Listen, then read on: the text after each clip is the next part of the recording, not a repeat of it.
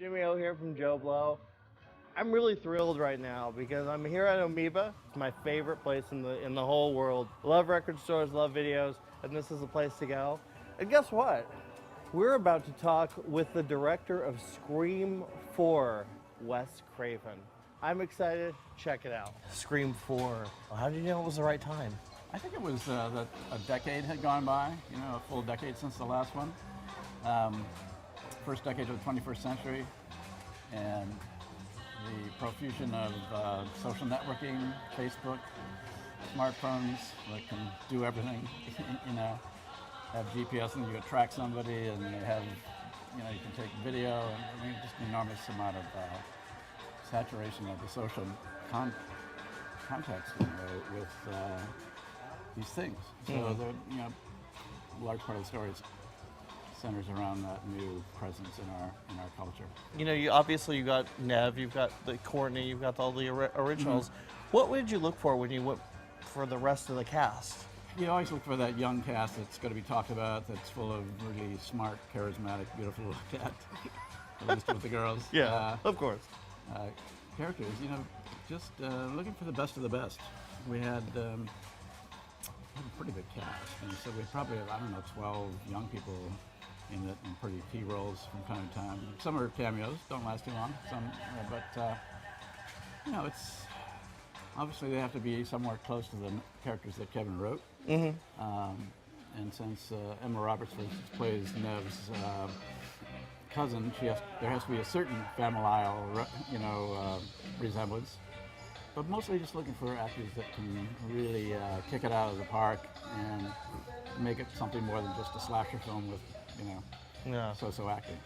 Now, what was the biggest challenge of coming back to the story and making it all happen again? The biggest challenge, I think, is just what we set for ourselves, and that we knew, we'd been away a long time.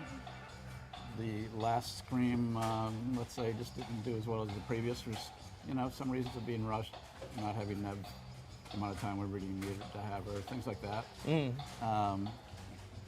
I think we just set very high standards, that it had to be fresh, it had to be new, it had to be scary, funny, but not funny in the way that scary movies funny. And so that was always a tricky thing to navigate.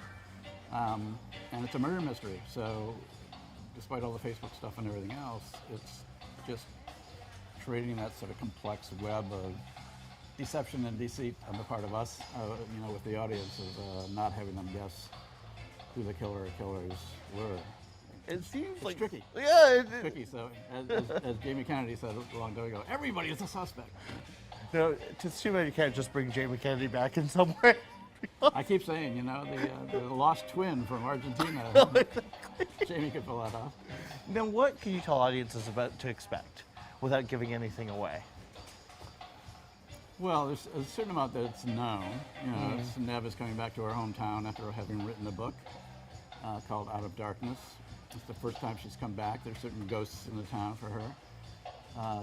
Courtney and David's characters, Dewey and Gail Weathers, have married, despite their very different sort of personalities. So Gail's living in this small town of Woodsboro for 10 years, going nuts. Because nothing ever happens there she can write about. She's trying to write fiction, but she doesn't have that kind of a mind. So, of course, as soon as Nev comes back, all hell starts to break loose. So Courtney's character is suddenly secretly delighted. So it's things like that, and I think there's a very interesting relationship between Nev and Emma's characters. So, a woman who has obviously been through hell, and a young woman who doesn't know her that well, but's fascinated by her, and sort of a mentoring thing in a way, I think it's very interesting. It'll be exciting to see a new generation kind of follow this and see Scream Ghostface probably for the theater in the first time. Yeah. Have you thought about that? Well, yeah, 10 years, it's a new generation. So yeah. New decade, new generation. And that was part of the pressure. The good pressure was you have to make it something that they're not going to say, well, this sucks, So we really worked very hard, and Kevin came up with a fantastic script. And so, it was great to direct such stuff. Nice. Now I have to ask, because Gorehounds, how gory do we get? Well, we had a tanker truck full of blood out back, and we just basically went out there every 5 or 10 minutes. Yeah. Filled the hoses. I can't believe, I'm so excited. We're looking at horror here. What are some of your favorite horror movies that really inspired you? Scary as hell. Jaws 2? This is a, oh! No. Sorry, never mind. I was like shocked.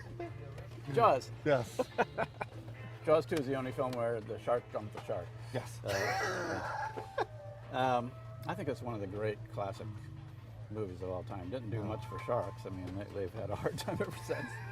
But that's just a beautifully classic, scary movie. And the score.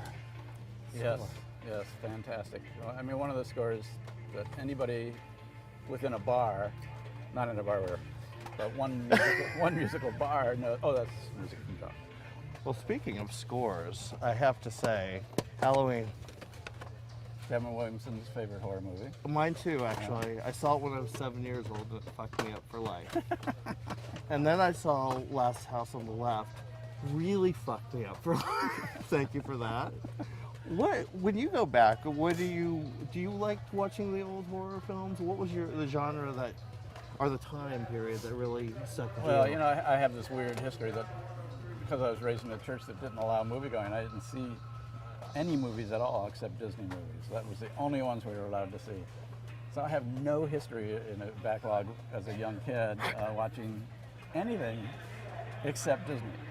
So to me, the most scary thing was Bambi. That's pretty scary, though. In fact, there's a line in Scream 4, what really scares you? And the character says, Bambi. But no, I don't have any history of it. But when I started watching, the first scary movie I saw was George Romero's Night of the Living Dead. A friend, so there's this movie and it's supposed to be scary and fun. Let's go see it. And I actually sort of sniffed and, sounds really dumb. She said, oh, come on.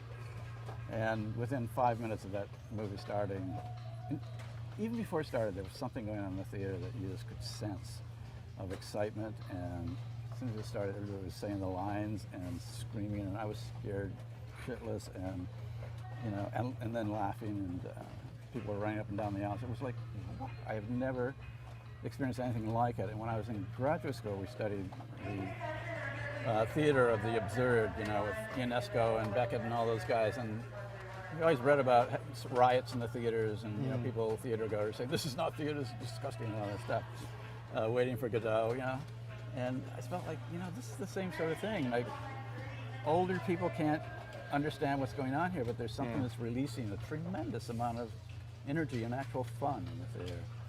Looking here, I can see so many movies that probably were inspired to your work because of the humor. There's Fright Night, one of the greatest films. One of the greatest guys. I love this guy. Firestarter. I looked at that and said, if I ever do a scary movie set in a winery, I'm gonna use her as the person that gets killed off in the opening of the film. I know, exactly. Can you believe how she's grown up? It's insane. Yeah. It's insane. Yeah, fantastic. The Exorcist scared the hell out of me. Evil Dead. Literally. Evil Dead. Evil Dead. Absolutely. Well, who are some of the modern guys? I mean, Neil Marshall. Have you seen this? Yes, that's fantastic great. That's film. a fantastic film.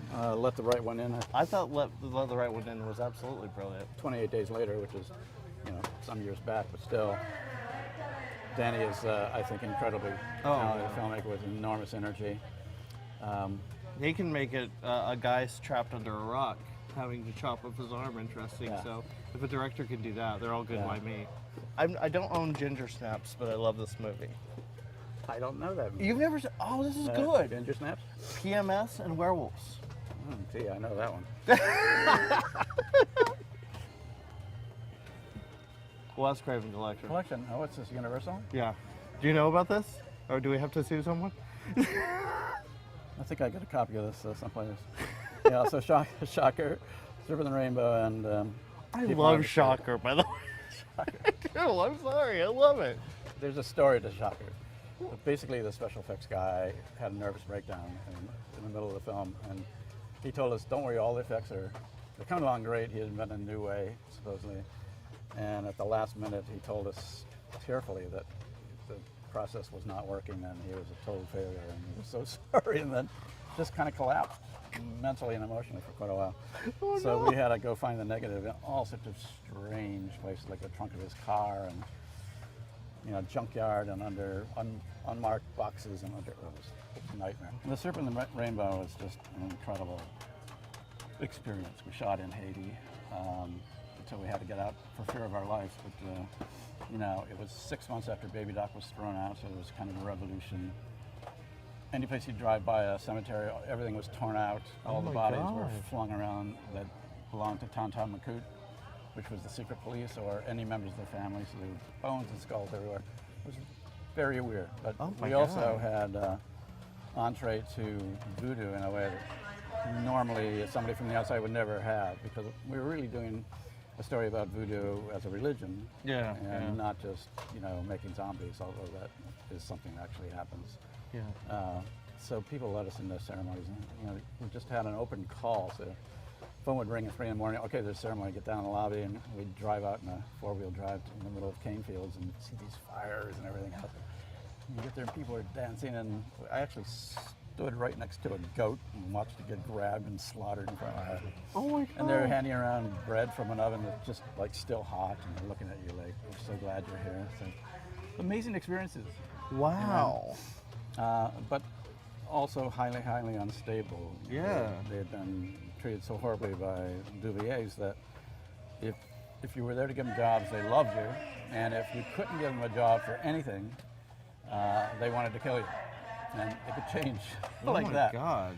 So we had a couple of really hairy experiences on that. So we had to get out a little bit sooner than we were going to stay, and went over to Dominican Republic and shot the rest of it there. But all the day exteriors were shot there.